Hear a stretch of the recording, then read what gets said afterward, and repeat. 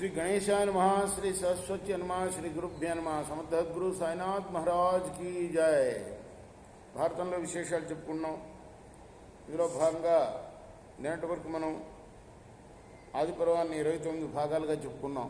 ఈ రోజున 30వ భాగం చెప్పుకున్నాం. ఋత్విజులందరూ కూడా సర్పయాగం చేస్తామని చెప్పిన తర్వాత ఆ యాగాన్ని ప్రారంభించమని ఆజ్ఞాపించాడు. యాగానికి కావలసిన వస్తువులన్నీ కూడా సమీకరించబడి యాగం ప్రారంభమైంది. దీక్ష తీసుకున్నాడు జనమేజయ మహారాజు.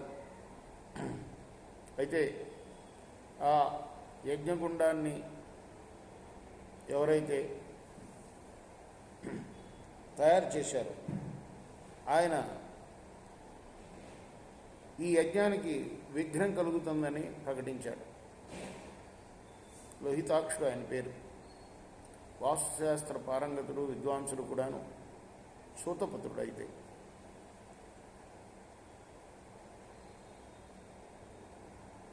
ఈ ఒక్క బ్రాహ్మణుడి కారణంగా ఈ యజ్ఞం కొనసాగదు అని చెప్పాడు ఆయన. ఆ తర్వాత జనమేజయుడు ఎవరిని కూడా నా అనుమతి లేకుండా యజ్ఞంలోకి అనుమతించవద్దు అని ఆజ్ఞాపించాడు. యథావిధిగా యజ్ఞం ప్రారంభమైంది.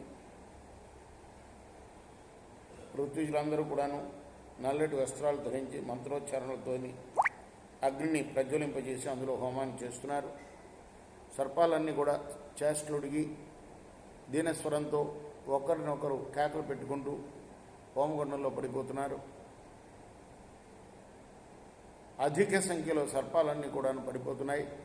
తెల్ల సర్పాలున్నాయి, అందులో నల్ల సర్పాలున్నాయి, నీల సర్పాలున్నాయి, వృద్ధ సర్పాలున్నాయి, శిశు సర్పాలున్నాయి. ఇవన్నీ కూడా కొన్నేమో 2 మైళ్ళ పొడవు ఉన్నాయి, కొన్నేమో అతి చిన్నవి. ఏమిటంటే గోకర్ణ ప్రమాణం.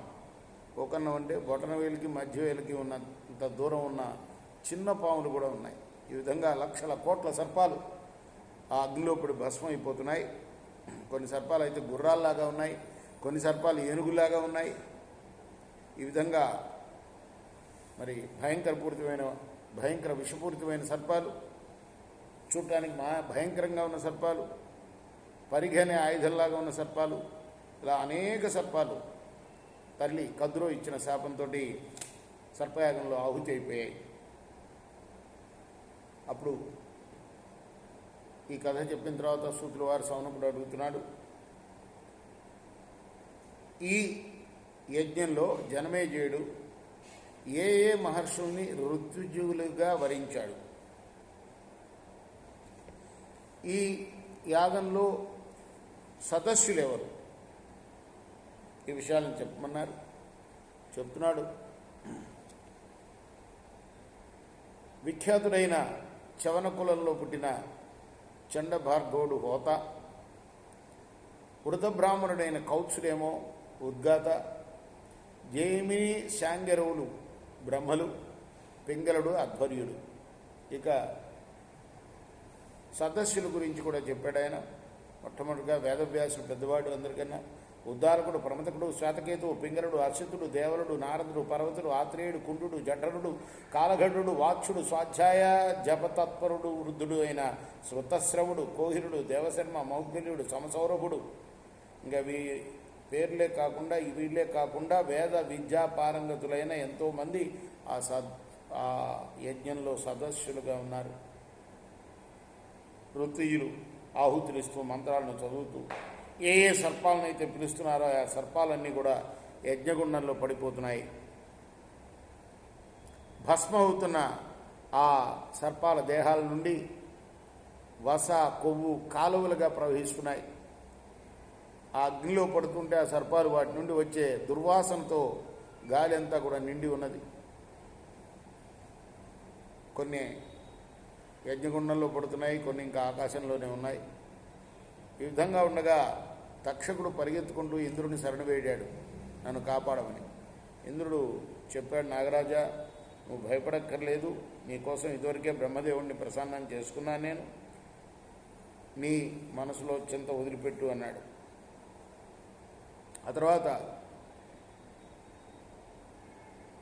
సర్పాలన్నీ ఆహుతి అవుతూ ఉండటం చూసి వాసుకి భయపడి జాతకారు దగ్గరికి వెళ్ళాడమ్మా, సమయం వచ్చింది, నువ్వు రక్షించాలి, నీ కొడుకును ఆజ్ఞాపించు, నీ కొడుకు ఆస్తికుడు మా కష్టాలని తీరుస్తాడు, ఆపుతాడు అనగానే ఆమె కొడుక్కి ఆజ్ఞాపించింది వెళ్ళి ఆపమని.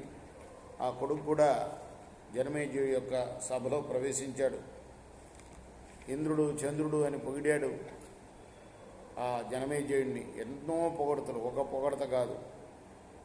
దానికి జనమేజయుడు ఆస్తికుడికి వరం ఇచ్చాడు, ఏదైనా వరం కోరుకోమని. అది కూడా సదస్సులను అడిగి మీరు అంగీకరిస్తేనే నేను ఇతనికి వరం ఇస్తానంటే చిన్నపిల్లవాడైనా కూడా చాలా విజ్ఞానం కనపడుతుంది అతని స్థుతిలో. కాబట్టి అతనికి వరం ఇవ్వండి అని అన్నారు వాళ్ళు. ఈ లోపల ఏమైంది, వాళ్ళు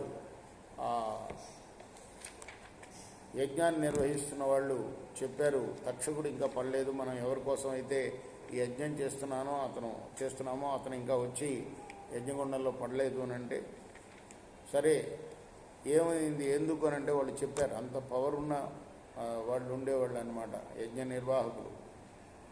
ఇంద్రుడి దగ్గర శరణు పొందాడు అంటే ఇంద్రుడితో సహా పడేసేయండి తీసుకొచ్చి అని ఆయన చెప్తే ఆ మంత్రాలను చదివారు. ఇంద్రుడు కూడా బయలుదేరాడు, ఇంద్రుడితో సహా తక్షకుడు కూడా వస్తున్నాడు.